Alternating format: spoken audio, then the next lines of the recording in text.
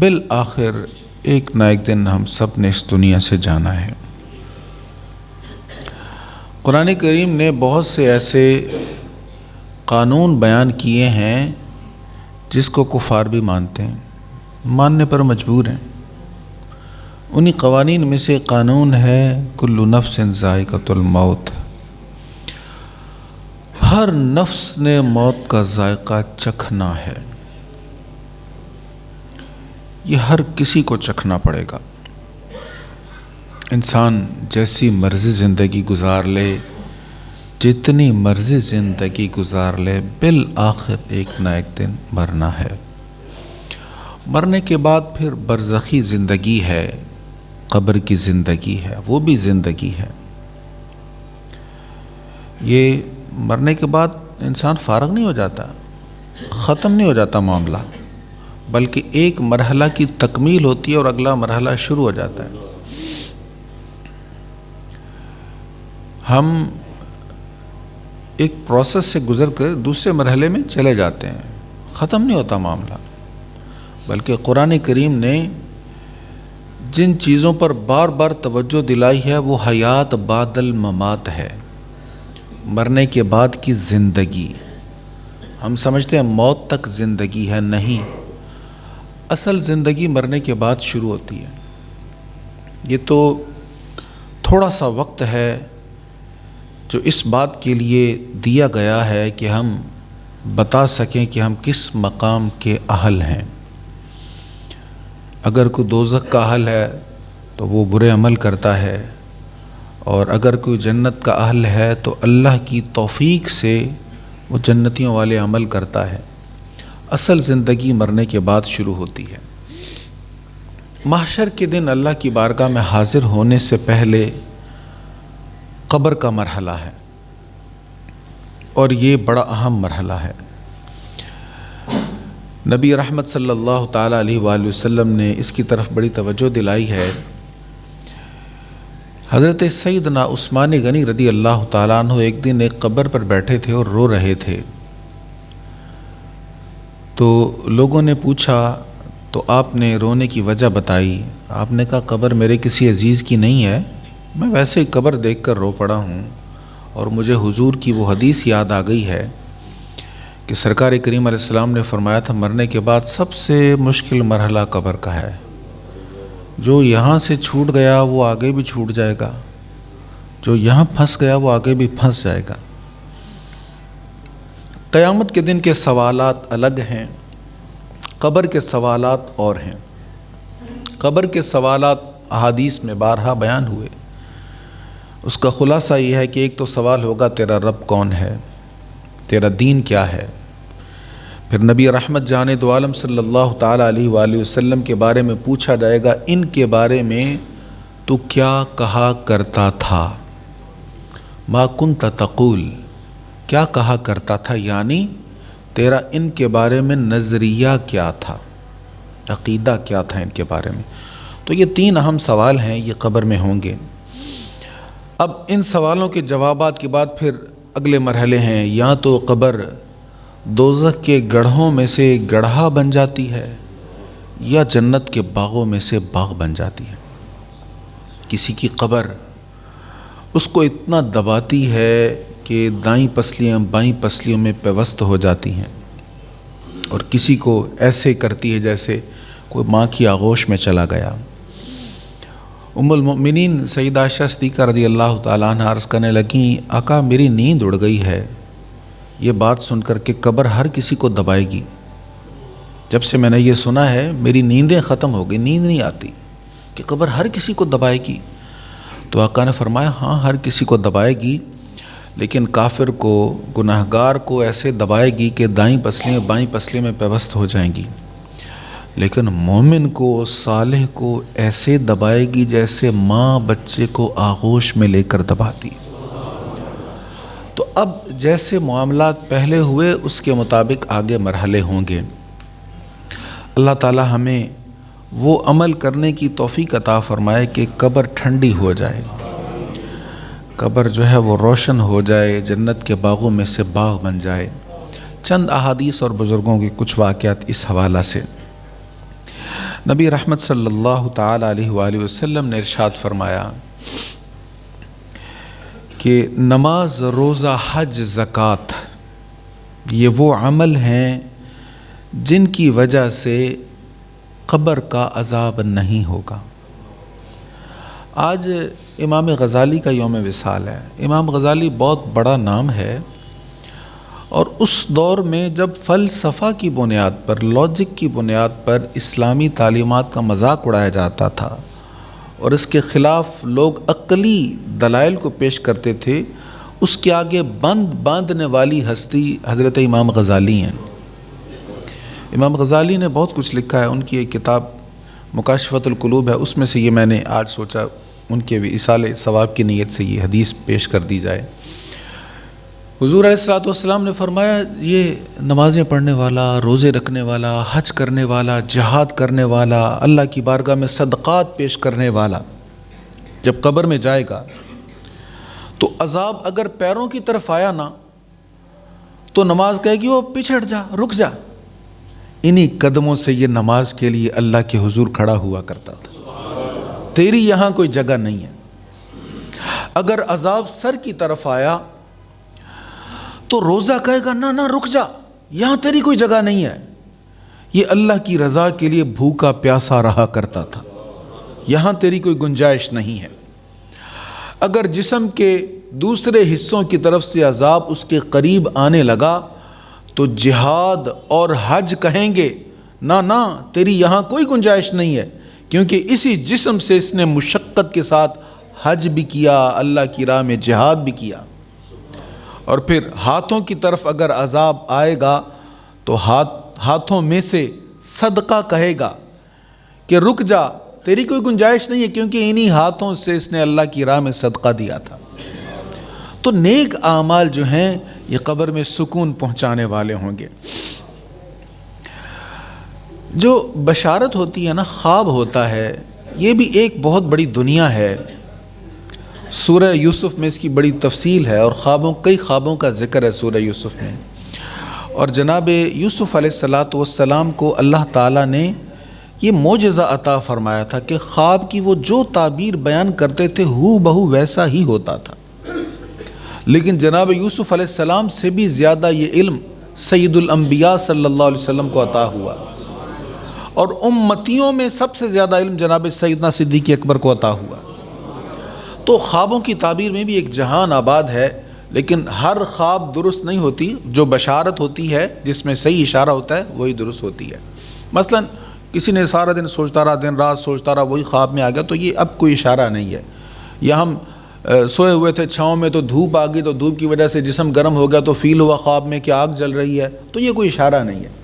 یا سخت سردی تھی، اوپر سے کمبل ہٹ گیا، رضائی اتر گئی، اور سردی میں آپ کو فیل ہوا کہ آپ مری میں ہیں، تو یہ کوئی اشارہ نہیں ہے۔ یہ آپ کی وہ فیلنگ ہے، آپ جو محسوس کریں جسمانی طور پر، وہ تصور بن گیا۔ تو بہت ساری خوابیں جو ہوتی ہیں وہ واضح بشارت ہوتی ہیں، اشارہ ہوتی ہیں۔ اسی لیے اولیاء کرام کی، بزرگان دین کی خواب جو ہوتی ہے، بشارات جو ہوتی ہیں، ان سے تعبیر باقاعدہ لی جاتی ہے۔ تو حضرت عبداللہ حدانی ایک بڑے نیک آدمی تھے۔ تو ان کے وصال کے بعد جب ان کو دفن کیا جانے لگا، قبر جب کھودی گئی تو قبر میں سے کستوری جیسی خوشبو مہکنے لگی، بڑی خوشبو مہک رہی ہے۔ تدفین کر دی گئی۔ کچھ عرصہ کے بعد خواب میں کسی کو ان کی زیارت ہوئی اور ان سے پوچھا، بھئی آپ کی قبر بڑی مہک رہی تھی، بڑی پیاری خوشبو آ رہی تھی۔ کہنے لگے ہاں ہاں واقعی خوشبو آ رہی تھی۔ تو کس وجہ سے یہ کرم ہوا کہ آپ کی جو مقام تھا، آپ کا جو مرتبہ تھا، وہ دنیا والوں پر بھی ظاہر کر دیا گیا خوشبو کی وجہ سے؟ کہنے لگے میں قرآن کی تلاوت کیا کرتا تھا، میں محبت سے روزے رکھتا تھا اللہ کی رضا کے لیے، اس کی جزا اللہ نے یہ عطا فرمائی ہے، میری قبر کی خوشبو سے لوگوں کو بھی مہکا دیا ہے۔ شرح الصدور میں حضرت سیدنا ابو بکر صدیق رضی اللہ تعالیٰ عنہ روایت کرتے ہیں کہ نبی رحمت صلی اللہ تعالیٰ علیہ وآلہ وسلم سے کسی نے پوچھا، یا رسول اللہ صلی اللہ علیہ وسلم، اگر کوئی مریض کی عیادت کرتا ہے، مریض کی تیمارداری کرتا ہے، اس کو پوچھنے جاتا ہے، تو اس کو کیا جزا ملے گی؟ ویسے حدیث میں اس کی جزا پر ایک باب بھی پورا ہے، کئی حضور علیہ الصلوۃ والسلام نے اس کی جزائیں، اس کے فوائد بیان فرمائے۔ اس کو کیا جزا ملے گی؟ تو اس حدیث میں نبی کریم صلی اللہ علیہ وسلم نے فرمایا اللہ تعالیٰ 2 فرشتوں کو مقرر فرمائے گا جو اس کی قبر میں اس کے پاس رہیں گے اور اس کو پوچھتے رہیں گے اب تو کیسا ہے، تو اداس تو نہیں ہے، تو ملول تو نہیں ہے؟ تو 2 فرشتوں کو اللہ تعالیٰ اس کی قبر میں مقرر فرما دے گا جو اس کی عیادت کرتے رہیں گے۔ تو مریض کی عیادت بھی وہ عمل ہے جس عمل کی وجہ سے اللہ تعالیٰ قبر میں آسانیاں فرما دیتا ہے۔ تو ہم عام طور پر اس مریض کو پوچھنے جاتے ہیں جہاں ہمارا گلہ آتا ہو یا گلہ بن نہ جائے، تو کبھی کبھی اس نیت کے ساتھ کہ اللہ تعالیٰ ہم پر آسانیاں فرمائے اس مریض کو پوچھنے جائیں جس کا کوئی گلہ نہیں آنا، جہاں پوچھنے کا مقصد صرف اللہ کی رضا ہے۔ محلے میں اپنے علاقے میں تلاش کر کے ایسے غریب لوگ جن کو ضرورت ہے آپ کی حاجت براری کی، ان کے کام آنے کی کوشش کریں، خصوصاً مرض میں، تو اس کی بہت زیادہ اجر ہے۔ نبی رحمت جان دو عالم صلی اللہ تعالیٰ علیہ وآلہ وسلم نے ایک بہت دلاویز ارشاد عطا فرمایا۔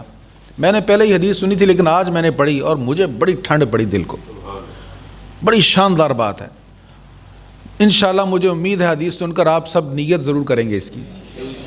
میرے آقا کریم علیہ السلام نے فرمایا جس نے قرآن مجید یاد کرنا شروع کیا، یاد کر رہا تھا، مکمل نہ کر سکا، اس کا وصال ہو گیا، اللہ تعالیٰ فرشتے کو قبر میں مقرر کر دے گا چل اس کو قرآن پڑھاتا رہے۔ سبحان اللہ، کنز العمال شریف کی حدیث ہے۔ فرشتہ قبر میں مقرر ہو جائے گا، اس کو قرآن یاد کرواتا رہے، قیامت کے دن جب اٹھے گا تو حافظ قرآن اٹھے گا۔ اب جب فرشتے نے یاد کروایا تو پھر کوئی کمی رہ جائے گی حافظے میں؟ نیت کر لیں کہ ہم قرآن مجید حفظ کریں گے، چاہے ایک ایک آیت پڑھنا شروع کر دیں، حافظ قرآن کے طالب علم بن جائیں، تحفیظ قرآن کے طالب علم بن جائیں۔ ٹارگٹ یہ نہ بنائیں کہ ہم نے اس کو جلدی ختم کرنا ہے، کوئی ضرورت نہیں، ہم نے اس حدیث سے فائدہ لینا ہے۔ تھوڑا تھوڑا ایک ایک لفظ، ایک ایک آیت یاد کرتے رہیں۔ ایک سورت یاد کی بھول رہی ہے، دوبارہ اسی کو یاد کر لیں۔ قرآن کے طالب علم بنے رہیں، انشاءاللہ قبر میں بھی قرآن کے طالب علم بنے رہیں گے۔ یہاں پڑھانے والا کوئی انسان ہوگا، قبر میں پڑھانے والا اللہ کی طرف سے مقرر کردہ فرشتہ ہوگا۔ سبحان اللہ۔ سورہ اخلاص شریف کی بڑی برکات اس حوالہ سے ہیں۔ معجم الاوسط میں حدیث ہے، نبی رحمت صلی اللہ تعالیٰ علیہ وآلہ وسلم نے فرمایا جو مرض الموت میں سورہ اخلاص پڑھے گا اللہ تعالیٰ اس کو فتنہ قبر سے محفوظ فرما دے گا۔ سورۃ اخلاص مختصر سورت، بچوں کو جب نماز یاد کرواتے ہیں تو سورہ اخلاص ہی یاد کرواتے ہیں۔ 10 بار سورۃ اخلاص پڑھنے کی بہت زیادہ فضیلت، دن میں 10 بار اگر پڑھ لی جائے بہت زیادہ، جنت میں محل تیار ہے، حج مبرور کا ثواب ہے، بڑی عظمت ہے۔ تو سورۃ اخلاص اگر یاد نہیں ہے تو اس کو یاد کر لیں، اگر یاد ہے تو کسی کو سنا کر وہ درست کر لیں، کوئی غلطی تو نہیں ہو رہی۔ قل هو اللہ احد اللہ الصمد لم یلد ولم یولد ولم یکن لہ کفوا احد۔ نہایت مختصر صورت، لیکن کیا عظمتیں اس کے اندر موجود ہیں۔ جو 10 بار سورۃ اخلاص پڑھ لے، 3 بار سورۃ اخلاص، ایک روایت میں جو 3 بار سورۃ اخلاص پڑھے گویا اس نے پورا قرآن پڑھ لیا۔ تو فرمایا مرض الوصال میں جس کو یہ توفیق مل گئی کہ اس نے سورۃ اخلاص پڑھ لی، اللہ تعالیٰ اسے فتنہ قبر سے محفوظ فرما لے گا۔ حضرت سیدنا ابراہیم بن ادہم بہت بڑے اللہ کے ولی تھے رحمۃ اللہ علیہ۔ کہتے میں ایک جنازے کے ساتھ جا رہا تھا تو میں نے جب کندھا دیا تو میں نے دعا مانگی، یا اللہ میری موت خیر والی ہو جائے۔ اللہ والے بڑا ڈرتے تھے اس معاملے میں، کہنے لگے یا اللہ میری موت خیر والی ہو جائے۔ کہتے مجھے آواز آئی موت کے بعد بھی خیر کی دعا مانگو، آواز آئی مجھے موت کے بعد بھی خیر کی دعا مانگو، صرف دنیا سے جانا خیر والا نہیں، قبر بھی خیر والی ہونی چاہیے۔ اچھا کہتے میں ڈر گیا جب یہ مجھے آواز آئی موت کے بعد بھی خیر کی دعا مانگو۔ کہتے جب تدفین ہو گئی تو میں قبر کے قریب بیٹھا رہا، غور کرتا رہا کیا آواز آئی ہے، احوال آخرت کے بارے میں فکر مند رہا۔ اب تصور میں یہ کشف القبور بھی ایک نعمت ہے جو اللہ تعالیٰ نے اس امت کو عطا فرمائی ہے. آنکھیں بند کر کے بہت سے لوگ قبور پر بیٹھتے ہیں تو اللہ تعالیٰ کشف فرما دیتا ہے, حجابات ہٹا دیتا ہے اور بہت کچھ دکھا دیتا ہے. کہتے ہیں میں نے کیا منظر دیکھا کہ ایک نورانی چہرے والا قبر سے باہر آ رہا ہے. وہ کہنے لگا وہ آواز میں نے ہی دی تھی تمہیں کہ قبر کی بھی فکر کرو, بعد کی بھی فکر کرو, اس کے لیے بھی دعا مانگو. میں نے کہا حضرت آپ کون ہیں؟ کہتے ہیں میں وہ ہوں جو موت کے وقت بھی آ جائے تو خیر ہو جاتی ہے اور قبر میں بھی خیر ہی ہو جاتی ہے. میری وجہ سے موت کے وقت میں بھی خیر ہوتی ہے اور قبر میں بھی خیر ہوتی ہے. کہتے تم ہو کون؟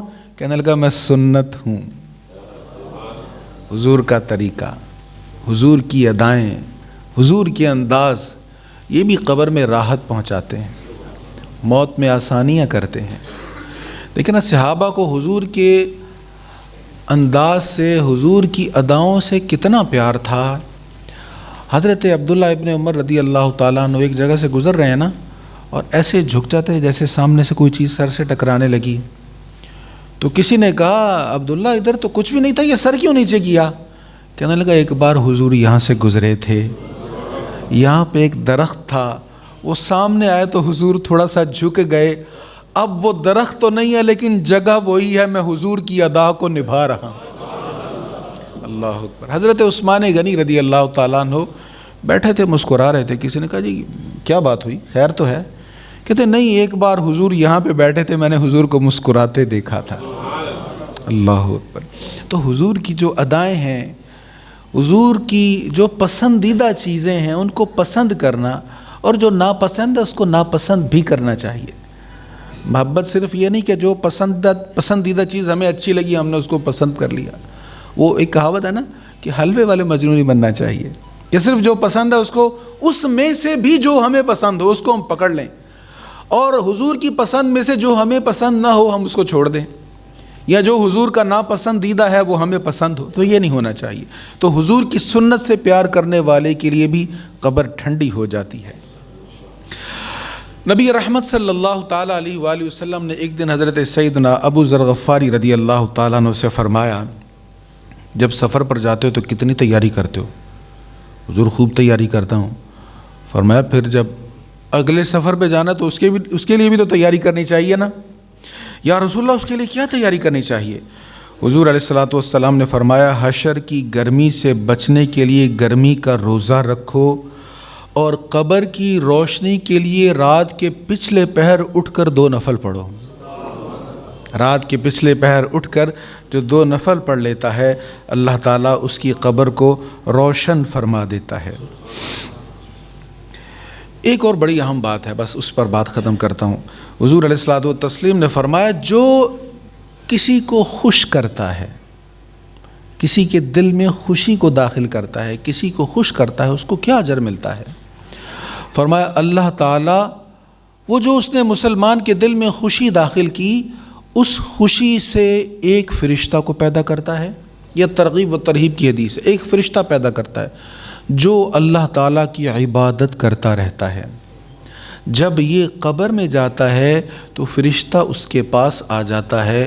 یہ کہتا ہے آپ کون ہیں؟ یہ کہتا ہے میں وہی خوشی ہوں جو تو نے ایک مومن کے دل میں داخل کی تھی.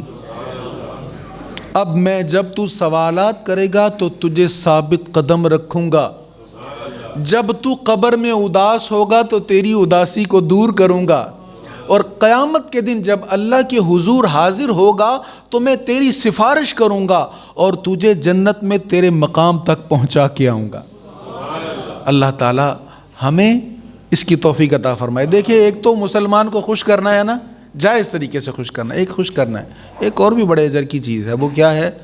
کسی کو تکلیف نہیں دینی. ایک انسان کسی کو خوش کر سکتا ہے بھلائی کے ساتھ تو وہ تو بڑی سعادت کی بات ہے, لیکن کم از کم اتنا ضرور ہم کریں کہ ہم سے کسی کو تکلیف نہ پہنچے. ہم میں سے ہر کسی کے پاس ایسے بہت سارے مواقع آتے ہیں کہ ہم سے دوسروں کو تکلیف پہنچنے کے مواقع ہوتے ہیں, اگر ہم اس سے اوائڈ کرتے رہیں تو اس کا بھی اجر ہے. اللہ ہمیں اس کی توفیق نصیب فرمائے. وآخر دعوانا الحمد للہ رب العالمین.